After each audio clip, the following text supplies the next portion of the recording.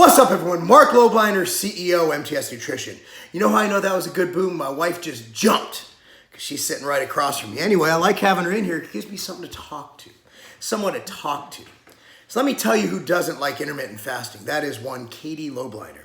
If Katie goes an hour past, like when she wakes up for food, man, she is just going to be in a world of hurt, man. Anyway, let's talk about intermittent fasting. Now, I had a ton of people really come down on me when intermittent fasting was in its heyday. And I still think it has a huge following. And I told you guys, I'm like, look guys, they're like, oh, you're just saying that because they don't take as many supplements. I'm like, you're telling me that in their 6 to 8 hour eating window, they don't take supplements? You're telling me that because they starve themselves for part of the day, that they don't drink whey protein? No, intermittent fasting is just prolonging your food intake. That's all it is. It's not a diet, it's an eating schedule. Now, I have gone on record as supporting 24 plus hour fasts. Why? Well, because I believe it does something called autophagy. And while I don't believe it'll do much for weight loss in and of itself, one thing it'll do, well, you're taking away a day of eating, so that means you'll be in a caloric deficit for the course of the week. And number two is it might aid in something called autophagy. Autophagy is basically your body killing off unneeded or dead cells within the body, which is very healthy for anti-aging and just simply not dying. However, as more and more data comes out, we're having longer and longer samplings of intermittent fasting. Now, you guys saw my video on lean gains, the 16-8 protocol where you fast, or as I say to trigger people, you starve yourself for 16 hours because, fasting is essentially starving. Like you can't say that, my ancestors in the Holocaust were just fasting. No, they were starving and they weren't eating. When you're not eating, you're starving. I'm sorry. I don't care if it's planned or not. Okay. So you have all these, and then 8 hour, you have an eating window. And my argument is that just simply skipping breakfast is doing nothing for autophagy. All you're doing is making the window of time you can, pardon my French, fuck up in much less. So as normally you can eat for 16 hours and not eat for 8 if you sleep for 8 hours, this makes it backwards. So you're not eating for 16, which gives the opportunity for you to mess up on your diet, makes it much less likely. So there has been this is the first I've seen, this is the longest controlled study on intermittent fasting I've seen. And I actually have to give credit, it was posted by and brought to my attention, everybody else, by my good friend, Alan Aragon. You can follow him, I think he's the Alan Aragon on Instagram. Great guy, good friend, known him for years. We disagree on a lot of things. He doesn't like BCA, I love BCA. But yet we can put that all to the side and we can have a beer because we're adults and we're professionals. We understand that not everybody has basically a myopic or just one view of the world, that there are many different viewpoints in the science community. Now, I'm going to give you a little bit of this data, and I'm going to read you the conclusion. Effective intermittent fasting versus continuous energy restriction on weight loss, maintenance, and cardiometabolic risk, a randomized one-year trial. Nutrition, this is the Journal of Nutrition, Metabolic, Cardiovascular Disease. So here's the deal. Background and aims, long-term adherence to conventional weight loss diet is limited while intermittent fasting has risen in popularity. We compared the effects of intermittent fasting versus continuous energy restriction on weight loss, maintenance, and cardiometabolic, cardio, heart health, blah, blah, blah, metabolic, metabolism, risk factors in adults with abdominal obesity and greater than one additional component of metabolic syndrome. So you had 112 participants, 50% men, 50% women, aged 21 to 70, a huge group sampling. So you can't just say that this works in old women or whatever. A lot of data we have on starvation, like the Minnesota study, were done in different populations or a very concise population. It's a very diverse population with BMI 30 to 45 kilograms per M2, mean 35.2, SD 3.7. They're randomized in their intermittent or continuous energy restriction. A 6-month weight loss phase, including 10 visits with dietitians, was followed by a 6-month maintenance phase with additional face-to-face counseling. So they also had that involved in both groups. Intermittent energy restriction group was advised to consume 400 and 600 calories, male, female, on 2 consecutive days. Based on dietary records, both groups reduced energy intake by 26 to 28%. Weight loss was similar among participants in intermittent and continuous energy restriction groups. There were favorable improvements in waist circumference, blood pressure, triglycerides, and HDL with no difference between groups. No difference. None. That is health parameters. Intermittent fast, be like, bro, with my health, my triglycerides. Well, bottom line is, the reason those are improved, stop laughing. I'm trying to have a serious conversation with my people here. Can you believe the rudeness of this woman over here? Jeez. She was raised in a barn. So anyway, but the guys will say, well, it doesn't matter, man. I mean, my HDL is good and I'm healthy and you're not, you breakfast eating buffoon. And they suddenly talk like Bill and Ted's Excellent Adventure or Encino Man. There were favorable improvements in waist area, blah, blah, blah. No difference. Weight gain was minimal and similar between the intermittent and continuous energy restriction groups.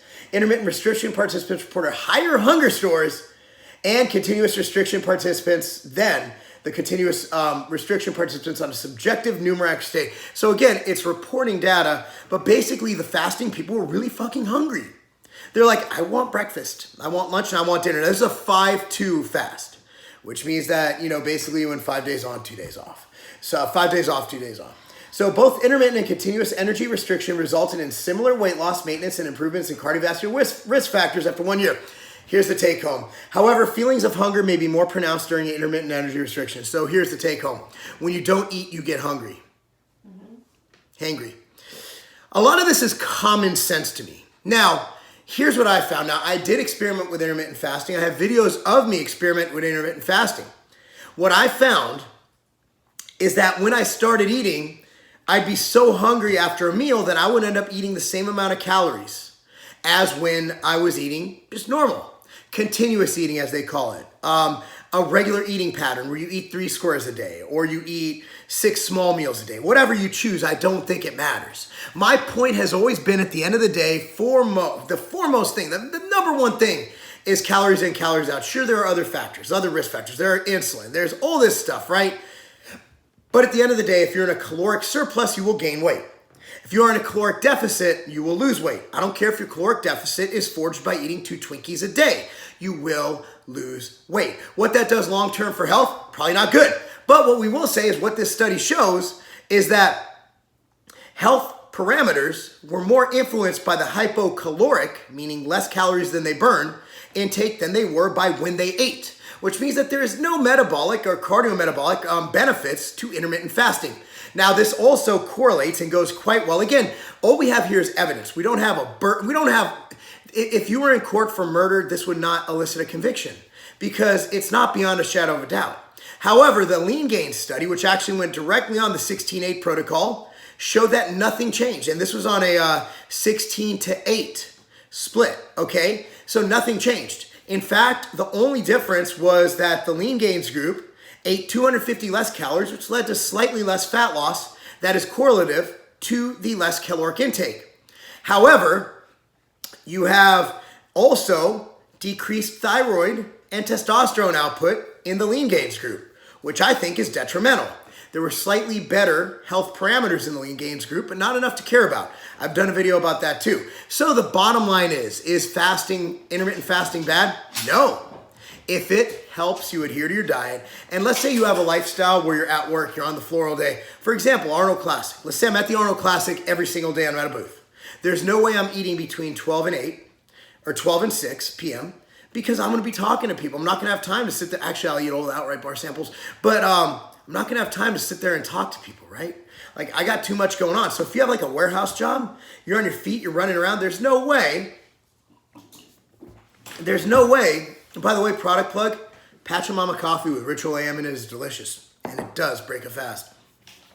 There's no way you're going to be able to eat. So that works for you. As long as you hit your macros, I don't care when you eat them. Whether it's 1 meal a day, 12 meals a day, 6 meals a day, 3 meals a day. Just make sure you hit your macros. But I am sick and tired of these scam artists coming across with all these different fasting protocols, claiming egregious claims about HGH output. Now, you guys know endogenous, or your body's own production of HGH, doing it through exercise. Dude, that's like a drop in the it's not going to do much for you. It's not going to do much. So, bottom line is, whatever you prefer that you can adhere to long term, that keeps your calories lower or within your maintenance or slightly below if you're overweight, is the best way to go. Whether it's fasting or continuous eating patterns, go for what fits your lifestyle. As my buddy Joseph Mansell says, if it fits your lifestyle. Okay, I don't steal terms. I just borrow them and I give credit. Okay, if it fits your lifestyle. If your lifestyle is more conducive to eating in a fasting manner, by all means do it. If you're like me, You're sitting at a desk and you train and you get hungry because you're constantly working out. I wake up in the morning and I do a workout, a really hard, intense workout. In the afternoon, I generally throw in some cardio, and then I coach at night, which is extremely exhausting. There's no way I could fast. I would die. I wouldn't die. I just wouldn't perform optimally. Hangry. I would be hangry, and Katie knows I get hangry. Anyway, guys, let me know your thoughts. Comment down below. Please keep the discourse, not intercourse. Well, keep that. Keep that extremely nice and affectionate too. I want everybody to get along. I want us to learn. I don't want this to be like, Marc's on drugs. That's why he says, dude, if you're on drugs, intermittent fasting is even better because you ain't losing muscle. You're on drugs. Just get your protein in. Your body will figure out what to do with it. Bottom line is, your body knows what to do. Just hit your macros and you're good. Fasting is neither good, neither bad. It's up to preference. But to say that it is the holy grail of health and fat loss, science is not proving, again, this was court. There's no murder suspect here. It is not proving, it is demonstrating that fasting is not the way to go for indefinite results. Fasting is an option, a healthy option, if you enjoy it. That's not a game.